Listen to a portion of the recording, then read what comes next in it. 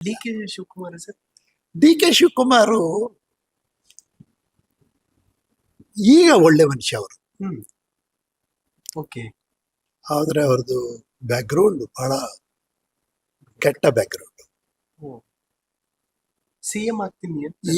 ಆದ್ರೂ ಆಗ್ಬೋದು, ಗೊತ್ತಿಲ್ಲ, ಆಗೋದಿಲ್ಲ ಅಂತ ಹೇಳಕ್ ಬರಲ್ಲ.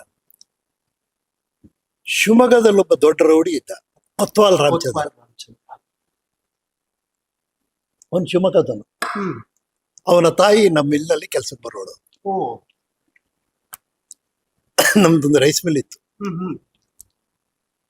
ಆ ಅಮ್ಮ ಬಂದು ನನ್ನ ಹತ್ರ, ನನ್ನ ಮಗ ರೌಡಿ ಅಂದ್ರೆ ಕೆಟ್ಟೋ ಕೆಲಸ ಮಾಡ್ತಾನೆ, ಎಲ್ರಿಗೂ ಹೊಡಿತಾನೆ ಬಡಿತಾನೆ ಎಲ್ಲ ಮಾಡ್ತಾನೆ ಅಂತ ಬುದ್ಧಿ ಹೇಳಪ್ಪ ಅಂತ ಕರ್ಕೊಂಬರೋಳು ನನ್ನ ಹತ್ರ.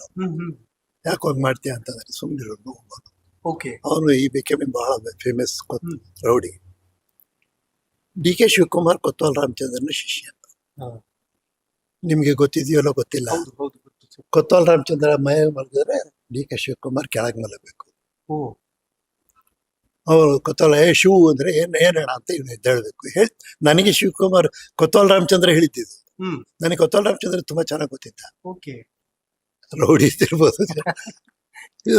ಏನೋ ಎಲ್ಲ ಖಾಲಿ ಆಗ್ಬಿಟ್ಟಿದೆ ಅಂದ್ರೆ ಹೋಗಿ ಅವ್ರಿಗೆ ಏನ್ ಬೇಕೋ ಕುಡಿಯೋಕೋ ತಿನ್ನೋಕೋ ಹೋಗಿ ರಾತ್ರಿ ಹೊತ್ತು ಹೋಗಿ ತಗೊಂಡ್ ಕೊಡೋದು ಅವ್ರ ಜೊತೆಗೆ.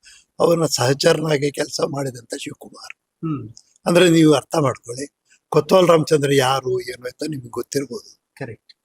ಜಯಚಂದ್ರನ ಜಯಂತ ಅವನೇನೊಬ್ಬ ರೌಡಿನ ಕೊಡ್ದು ಅಂತ ಅವನ ಟೀಮ್ನವ್ರು ಇವನ್ ಕೊಂದ್ರು. ಕರೆಕ್ಟ್. ಅಂತ ಶಿವಕುಮಾರ್. ಆದ್ರೆ ಶಿವಕುಮಾರ್ ಒಂದು ಒಳ್ಳೆ ಗುಣನೂ ನಂತರ ತದನಂತರ ರಾಜಕೀಯದಲ್ಲಿ ಬಂದ ಬದಲಾವಣೆ.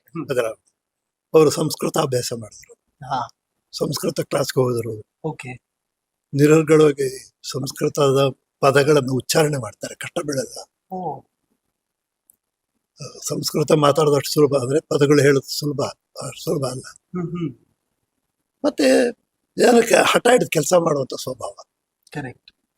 ಆ ತರ ಇರ್ತಾರೆ. ಆದ್ರೆ ಅವರಿಗೂ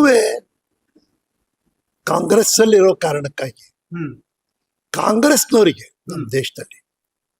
ನಮ್ಮ ದೇಶದ ದೌರ್ಭಾಗ್ಯ, ಸ್ವಾತಂತ್ರ್ಯ ಹೋರಾಟಕ್ಕಾಗಿ ಹೋರಾಟ ಮಾಡದಂತ ಬಹಳಷ್ಟು ಜನ ಕಾಂಗ್ರೆಸ್ನವ್ರನ್ನ ಹತ್ತಿರದಿಂದ ನೋಡಿದೀನಿ, ದೂರದಿಂದ ನೋಡಿದೀನಿ, ಮಾತಾಡ್ಸಿದೀನಿ.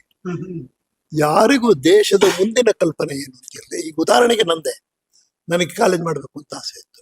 ಅವ್ರಿಗೆ ಯಾರಿಗೂ ಈ ತರಹದ್ದು ಅವ್ರವ್ರಿಗೆ ಸಿಕ್ಕಂತ ಹುದ್ದೆಗಳಲ್ಲಿ ಮಾಡ್ಬೇಕು ಅಂತ ಅನಿಸ್ಲೇ ಇಲ್ಲ.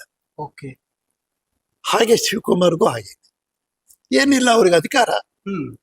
ನಾನು ಮುಂಚಿನ ಮುಂದೆ ಅವರೇ ನಮ್ಮವರೇ ಇರ್ಬೇಕು.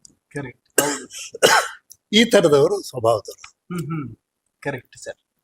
ಆದ್ರೆ ನನ್ನ ಅವರಿಬ್ಬರ ಸಂಬಂಧ ಹೇಗಿತ್ತು ಅನ್ನೋದಕ್ಕೆ 2 ಉದಾಹರಣೆ ಹೇಳ್ತೀನಿ. ನಾನು ಚೇರ್ಮನ್ ಇಲ್ಲಿ ಬೆಂಗಳೂರಿಗೆ ಹೋಗ ಚನ್ನಗಿರಿಯಲ್ಲಿ ಒಂದು ಹಳ್ಳಿಗೆ ಹೋಗಿದ್ದೆ ನಾನು ಕಾರಲ್ಲಿ. ನನ್ನ ಸ್ನೇಹಿತನ ಊರು, ಮನೆಗೆ ಬಂದೆ. ಅವನ ಮನೆಗೆ ಹೋಗಿ ಟೀ ಕುಡ್ದೆ. ಆಮೇಲೆ ಅವನ ಜಮೀನಿಗೆ ಕರ್ಕೊಂಡು ಅವನ ತೋಟಕ್ಕೆ ನೋಡೋಣ, ಇದು 30 ವರ್ಷ ಆಯ್ತು ವೈರ್ ಹಾಕಿ ಎಲ್ಲ ತಲೆ ಮೇಲೆ ಬೀಳಂಗಾಗಿದ್ದಾವೆ, ಯಾರು ಹೇಳೋರಲ್ಲ ಕೇಳೋರಲ್ಲ ಅಂತೇಳಿ ಪಾಪ ಹೇಳ್ದ. ನಾನು ಬೆಂಗಳೂರಿಗೆ ಹೋದೆ. ಮಾರನೇ ದಿವಸ ನಾನು ಹೌಸಲ್ಲಿ ಕೂತಿದ್ದಾಗ ಶಿವಕುಮಾರ್ ಬಂದ್ರು. ಅವಾಗ ಅವರು ಇದ್ರ ಮಿನಿಸ್ಟರ್, ವಿದ್ಯುತ್ ಮಂತ್ರಿ. ನಾನು ಸದನದಲ್ಲೇ ಹೇಳಿದೆ, ಒಂದೇ ಬಾಯಿಗೆ ಹೋಗಿದ್ದೆ ಮರಾಯ, ಅದ್ ನೋಡಕ್ಕಾಗಲ್ಲ ಹಂಗಿದೆ ಅಂತ. ಏನಾಗ್ಬೇಕು ಸರ್ ಅಂತ. ಏನಾಗ್ಬೇಕು ನಾನು ಹೇಳ್ಬೇಕಾ, ನಿಮ್ಗೆ ಗೊತ್ತಾಗಲ್ವಾ, ಎಲ್ಲ ಬೀಳಂಗಾಗಿದೆ ವೈರ್ಗಳು ಅಂತೆ. 5 ದಿವಸದಲ್ಲ ಇಡೀ ಹೊನ್ನಾಬಾಗಿಯ ವೈರ್ಗಳನ್ನು ಚೇಂಜ್ ಹೊಸದಾಗಿಸ್ಕೊಟ್ಟ. That is greatness. ಇದು ಒಂದು ಘಟನೆ.